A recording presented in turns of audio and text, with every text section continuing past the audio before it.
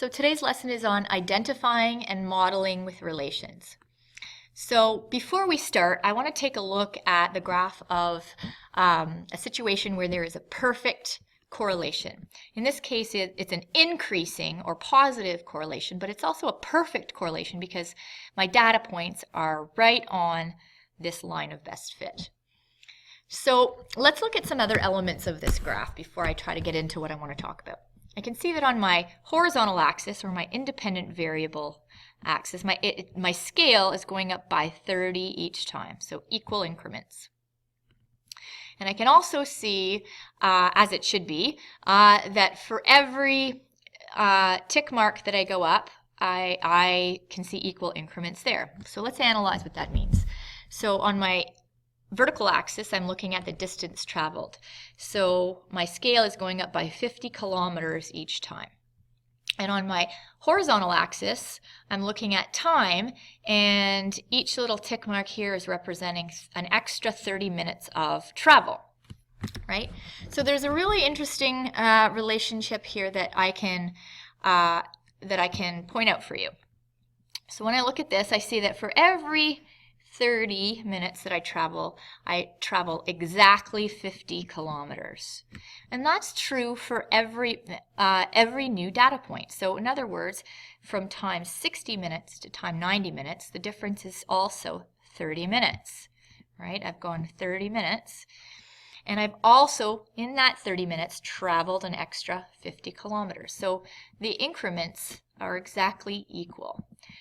So when I have a perfect correlation, I can use the fact that my independent variable and dependent variable are changing the same amount each time to help make some predictions. Okay, so when a relationship is perfectly linear like I see here, the value of my dependent variable, in this case distance traveled, can be predicted as long as I know my independent variable. And that's because they're increasing by the same amount each time on each axis. So let me explain what I mean by that. So here's the graph that we just looked at, and here's a different graph where I can definitely see that there is a correlation, and it's also a positive correlation. So I could insert a line of best fit. I'm just going to go ahead and do that. Right, so I can see that if I were to draw a line of best fit, it might look something sort of like this. Maybe not quite. Maybe I'll lift this bottom part up a bit.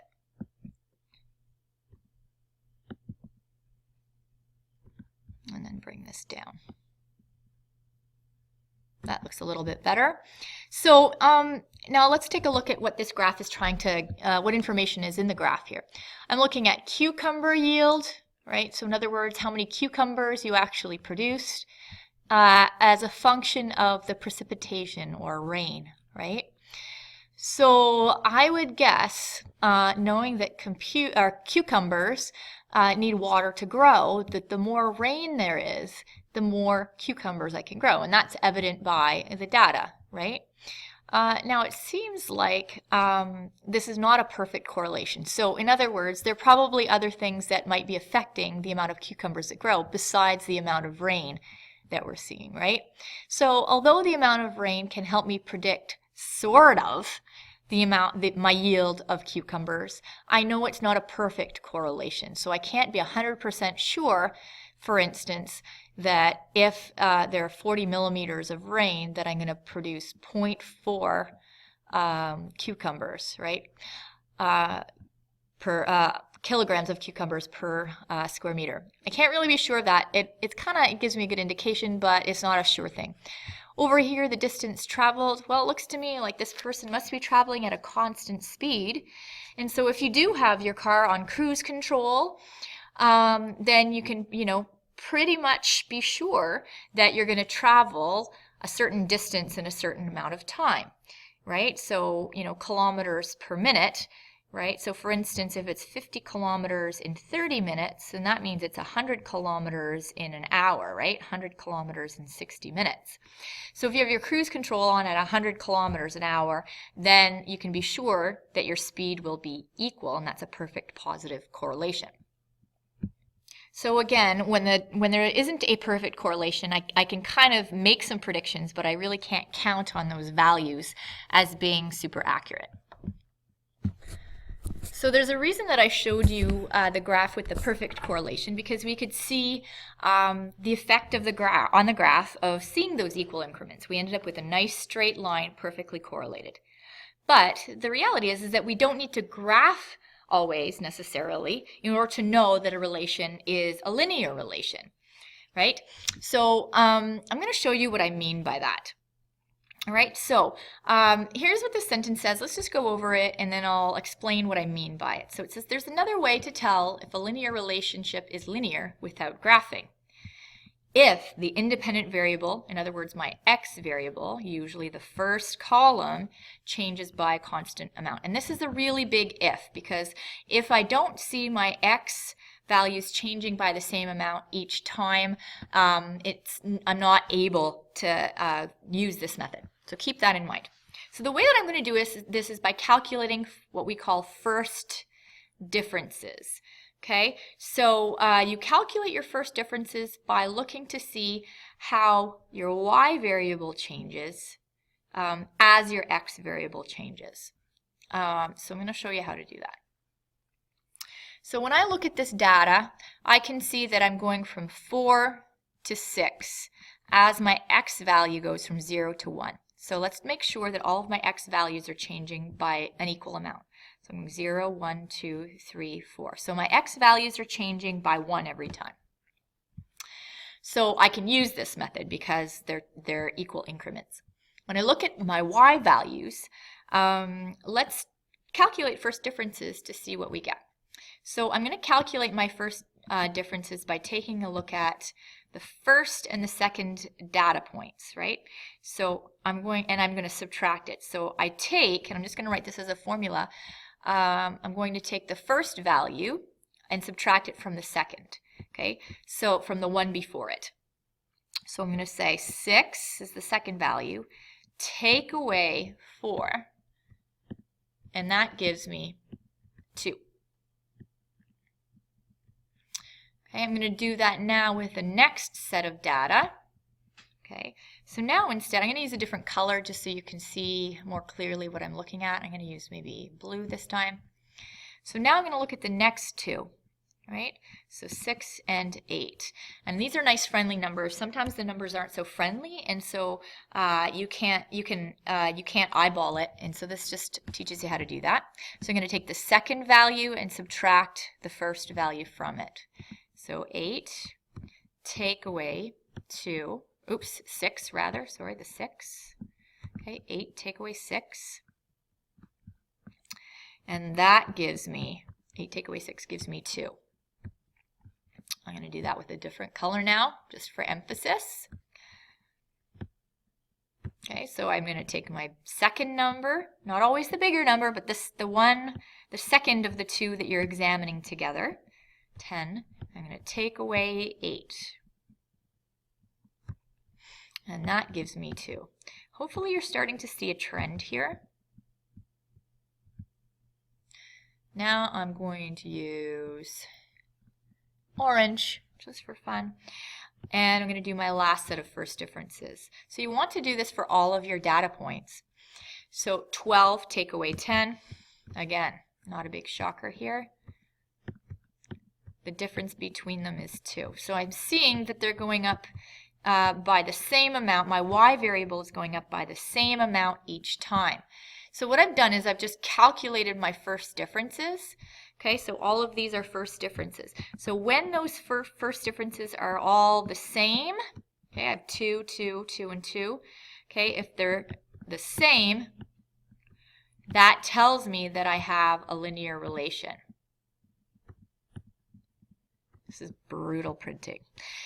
Okay, so they're the same, therefore, remember that little dot symbol, therefore, the 3 little dots, therefore it is linear. It is a linear relation. I'm going to go through some other examples, and what I'd like you to do is I'd like you to try yourself, either using a whiteboard or using your brain, to see if you can get this right. Preferably your whiteboard, because I would like you to give it a try.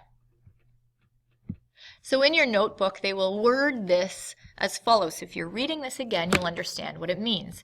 They will say, if the independent variable, or your x values, changed by a constant amount, and this is the big and, the dependent variable changes by that constant amount, right? So remember, our x values in the last table of values went up by 1s, and my y values went up by 2s. So it's still a constant amount for my y's. Then I can say that the relationship is linear. So here are a few examples, and I'd like you to try them out for yourself. Don't rush through this, because I see some pretty common mistakes, and I chose to create these examples to help you identify when some of the mistakes might happen. All right, so pause the video, try this question out, or discuss it with your neighbor to see if you're on the right track. All right, so the question says, identify if each table of values represents a linear relation by calculating first differences. Okay, so I'm going to go through the question. Pause it now if you want to try it yourself. So the first thing that I want to do is I want to see that my x values are going up by the same amount, and it looks like they are 1, 2, 3, 4. So that's good. And if that weren't the case, if they weren't going up by the same amount each time, I couldn't go through with this process. Okay, next, y. If my y, I wanted to compare and do my first differences. So let me write in a little bit of this.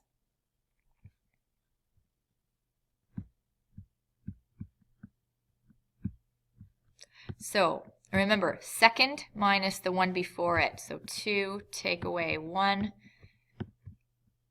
gives me 2, gives me 1. Okay, I'm going to do my second value. So I have 4. Take away 2, and that gives me 2. So already I can tell that this cannot, I don't even need to go through with my next calculations. I'm going to do it anyway. 8 minus 4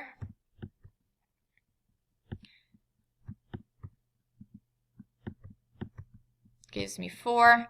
Already I can tell that this is not a linear relation, because the differences are not all the same. It's going up by the same amount, but they're not identical values. So there probably is a relationship. It's not a linear relationship. Okay, so let's just make sure we write that out. I'm going to circle. Okay, these first differences are not exact values. Okay, so not the same.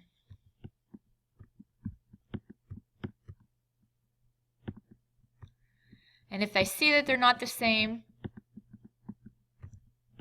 then for sure this is not linear. Okay, hopefully you did okay with that. If not, please ask me to clarify.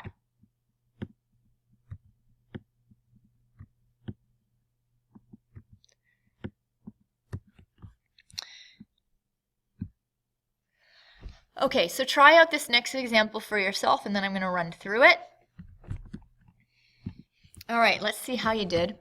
So the first thing that I told you is you need to check out to make sure that your x values are going up by the same amount. Okay, the difference between this and this is 1. The difference between my next two x values is 2. So already I can see that I cannot tell by using first differences whether or not this is linear, even though my y values seem to be going up by 1s every time. So don't be tricked by the fact that your y values all look like the first differences will give you a linear relation. That only works if your x values go up by the same amount, and they don't in this case, right? So be sure to make sure of that.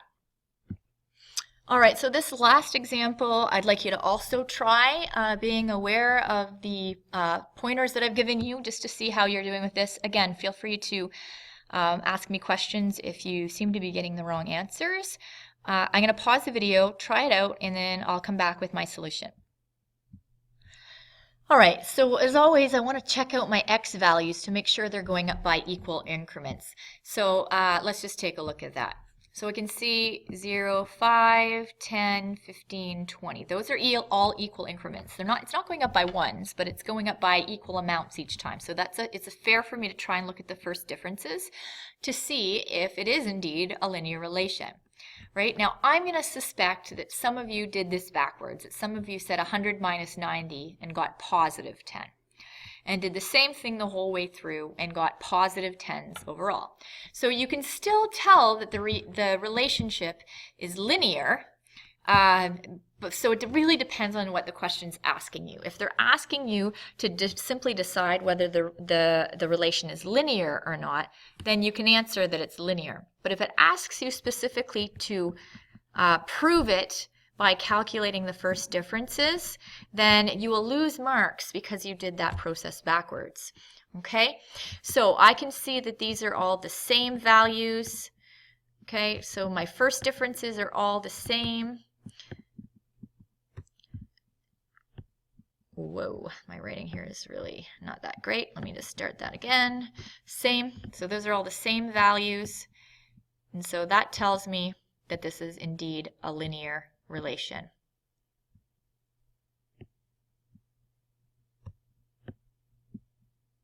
Okay, so therefore it's linear.